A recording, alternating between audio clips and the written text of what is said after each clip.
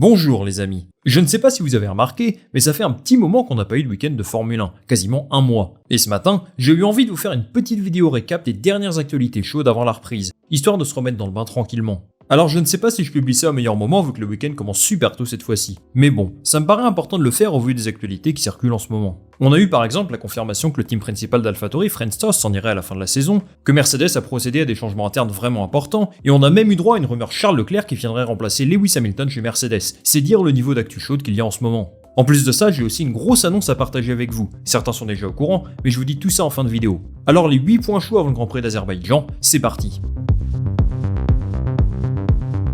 Première actu chaude dont j'ai envie de vous parler, la restructuration chez Mercedes. Vous n'êtes pas sans savoir que Toto Wolff et son équipe ne sont pas du tout satisfaits des performances de la W14. Dès le début de saison, avant même que les essais hivernaux ne commencent, ils ont déterminé que la voiture était trop lente. Bon, je pense que ce n'est pas totalement le cas. Ils sont certes en dessous de Red Bull, mais la saison est longue. Ils auront très certainement l'opportunité de se battre pour la victoire sur certains tracés. Quoi qu'il en soit, ils ont jugé en interne que pour se battre pour le championnat, c'est insuffisant. Après tout, cela fait 2 saisons que Mercedes produit des voitures incapables de remporter un titre. Et dans cette histoire, il y a un élément déclencheur qui les a relégués derrière Red Bull. Fin 2021, James Allison a quitté son poste de directeur technique pour un rôle plus global, qui ne se limitait pas seulement à la F1.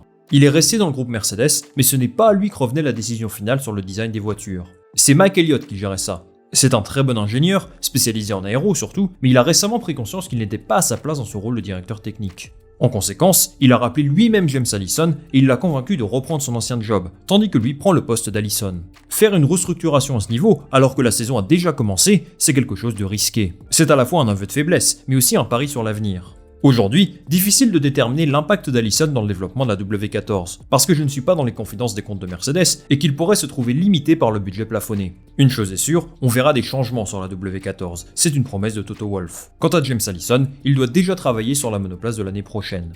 Deuxième actu du jour à traiter, mais que se passe-t-il chez AlphaTauri en ce moment? J'ai l'impression que tout le monde s'en fout parce que c'est une écurie de fond de grille, mais il y a le feu de tous les côtés chez eux en ce moment. Déjà, en piste, c'est pas top. C'est sans doute la pire écurie du plateau en ce début de saison. Ils ont marqué un point miraculeusement en Australie grâce à la pénalité de Carlos Sainz, mais pour le reste, c'est vraiment faible. Ensuite, ils ont été au cœur de rumeurs de rachat. À l'époque, on racontait que Red Bull n'était pas satisfait de leur performance et qu'ils cherchaient un repreneur, avec Andretti comme nom le plus souvent cité. J'ai failli vous en faire une vidéo, mais Helmut Marko a finalement démenti la rumeur. Aujourd'hui, AlphaTauri revient sur le devant de la scène, puisque le team principal emblématique de l'écurie, French Toast, a annoncé qu'il quittera la structure à l'issue de la saison. C'est un vrai séisme en Formule 1. Personnellement, je l'ai quasiment toujours vu traîner dans le paddock. Je ne sais pas si c'est fini à 100%, apparemment il aurait un rôle de consultant chez Red Bull. Mais aujourd'hui, j'ai envie de saluer la carrière d'un homme qui a fait émerger des pilotes très talentueux, dont 2 champions du monde, Sebastian Vettel et Max Verstappen. Rester 18 ans dans la même écurie, ce n'est pas donné à tout le monde, et il faut en avoir conscience. Pour le remplacer, Red Bull a choisi non pas une mais 2 personnes.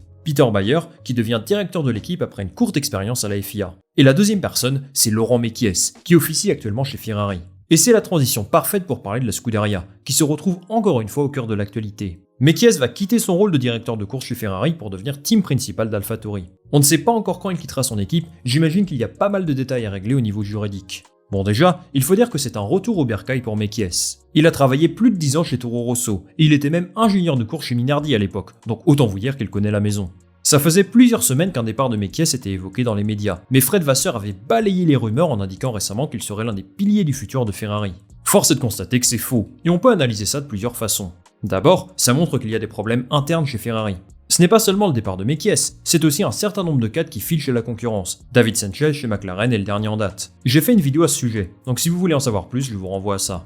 Ensuite, Mekies semble avoir l'ambition de devenir responsable d'écurie. Après autant d'années passées chez Ferrari, il aspirait peut-être de prendre la place de Mattia Binotto. Clairement, ça ne s'est pas fait, et le départ de French Toast d'AlphaTauri lui donne cette opportunité. En vrai, je le comprends. Il va être à la tête d'un projet intéressant, soutenu par Red Bull, où il y a moins de pression, dans une écurie qu'il connaît très bien. Ça m'a tout l'air d'être une offre qui ne se refuse pas.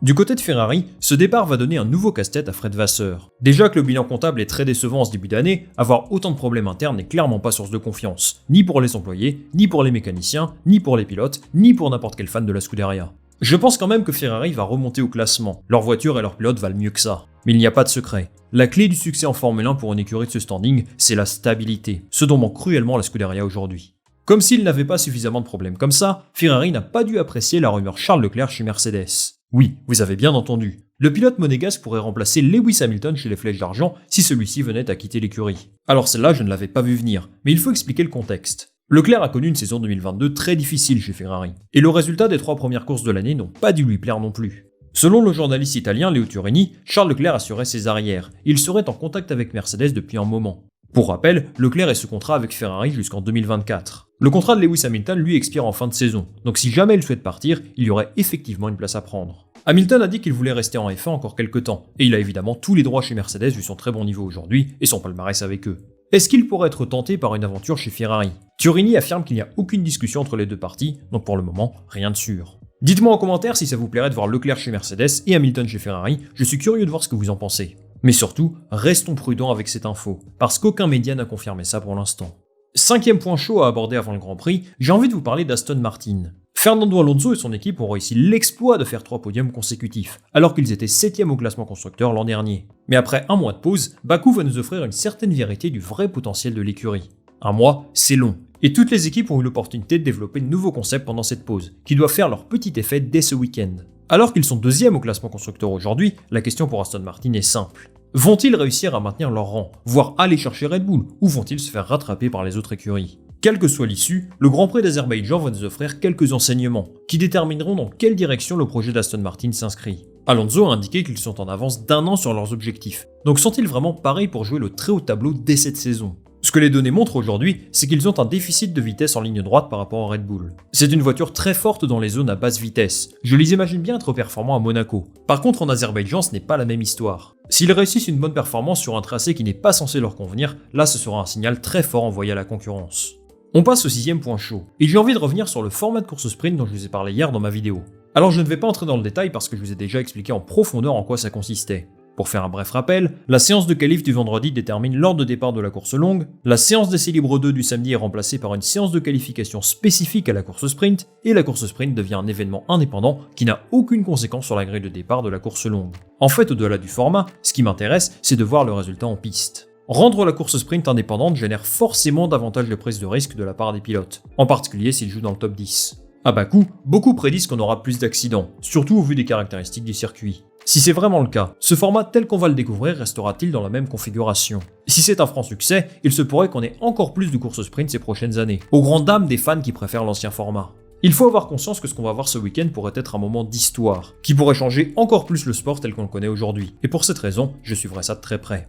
On passe à l'avant-dernier point chaud de la vidéo, et cette fois-ci, j'aimerais jeter un coup d'œil sur la progression de McLaren. Ce n'est pas l'écurie la plus intéressante pour les spectateurs francophones, mais c'est l'une des équipes qui m'intrigue le plus en ce début de saison. Clairement, eux, ils ont assumé, leur monoplace ne vaudrait pas grand-chose sur les 3 premières courses. Mais bizarrement, ils s'en sortent avec un bilan comptable assez honorable, et ils sont 5e au classement aujourd'hui. Mieux encore, l'écurie a annoncé apporter une très grosse série d'améliorations pour Bakou, et je suis vraiment curieux de voir ça. Là, je pense qu'on peut s'attendre à du lourd. En tout cas, c'est ce que nous a vendu Zak Brown. A priori, la monoplace devrait avoir un tout nouveau look. Plancher, aileron, concept aérodynamique en lui-même, ça va bouger chez McLaren. En fait, ça fait partie des écuries qui prévoient de grosses améliorations ce week-end. Parmi elles, il y a aussi Alpine, qui ambitionne de se battre avec Mercedes. Je ne vais pas trop en parler parce que j'ai déjà consacré une vidéo entière sur le sujet, mais la lutte dans le milieu de tableau va dépendre du bon fonctionnement ou non de toutes ces évolutions. Ça pourrait être un point chaud bonus d'ailleurs. Que vont nous réserver les écuries de F1 ce week-end? A priori, beaucoup de nouveautés sont prévues, certaines vont très bien fonctionner, d'autres non, et j'ai hâte de voir qui va pouvoir tirer son épingle du jeu. Personnellement, j'ai beaucoup d'attentes pour McLaren. L'an dernier, ils ont su apporter des évolutions très performantes petit à petit, qui ont permis à Lando Norris de tenir tête aux Alpines, pourtant un cran au-dessus d'eux. S'ils sont capables de reproduire ça à Bakou, ils pourraient peut-être déjouer les pronostics et se relancer totalement dans la lutte pour la 4e ou 5e place. Enfin, pour le dernier point chaud, il faut qu'on parle de Haas, et plus précisément de Kevin Magnussen. En ce début de saison, Hülkenberg semble avoir pris l'ascendant sur lui. C'est ce que nous dit Günther Steiner, qui a gentiment invité son pilote à se retrousser les manches pour être au niveau de son coéquipier. En fait, ça met en lumière le management de Günther Steiner, et j'ai l'impression que Magnussen est en train de se transformer en Mick Schumacher. Dès qu'il y a un des deux pilotes qui est un peu moins bien, il n'hésite pas à lui rentrer dedans en public pour tenter de le motiver. Personnellement, c'est un style de communication que je trouve absolument abject pour le pilote. Je comprends que pour rester en F1, il faut performer, être à un niveau très bon, mais est-ce vraiment nécessaire de faire tout ça sur la place publique? Une chose est sûre, les performances de Kevin Magnussen seront à surveiller à Bakou. Alors qu'il est en fin de contrat cette saison, son patron l'attend au tournant. Voilà pour les 8 points chauds du jour les amis. Comme vous l'avez vu, c'est surtout une opportunité pour moi de vous partager quelques actus chaudes qui m'intéressent, histoire de faire un point global sur toutes les choses que je n'ai pas pu aborder dans une vidéo spécifique. Dites-moi en commentaire d'ailleurs si vous souhaitez qu'un sujet soit approfondi en vidéo, par exemple le clair chez Mercedes. Si je trouve ça cohérent, je pourrais en faire une vidéo dédiée.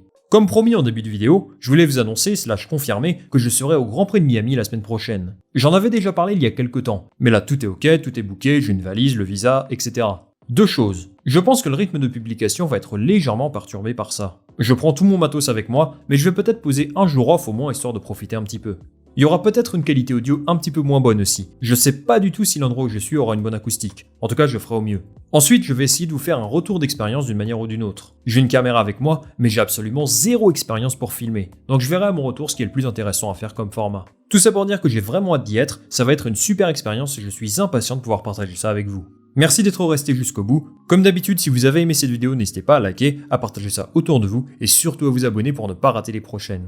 On se retrouve très vite pour une nouvelle vidéo. Salut, à la prochaine.